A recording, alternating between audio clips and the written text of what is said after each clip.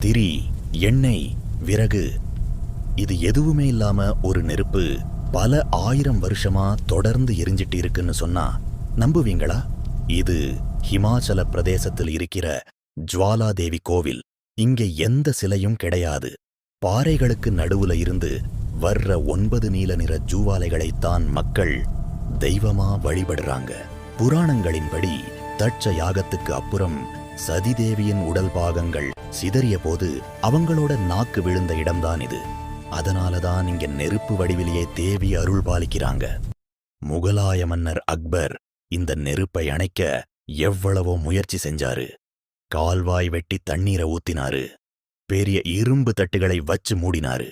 ஆனா அந்த நெருப்பு எதற்கும் அணையாம எல்லாத்தையும் மீறி எரிஞ்சது. இத பார்த்து மிரண்டு போன அக்பர் பின்னாடி அந்த தாய்க்கு தங்கக்கூடை காணிக்கையா கொடுத்தாரு. விஞ்ஞானிகள் இதுக்கு பின்னாடி நேச்சுரல் கேஸ் இருக்கலாம்னு சொல்றாங்க. ஆனா பல முறை ஆராய்ச்சி செஞ்சும் அந்த கேஸ் எங்கிருந்து வருது, எப்படி இத்தனை வருஷமா தீராம வருதுங்கிறது இன்னமும் ஒரு புரியாத புதிராவே இருக்கு.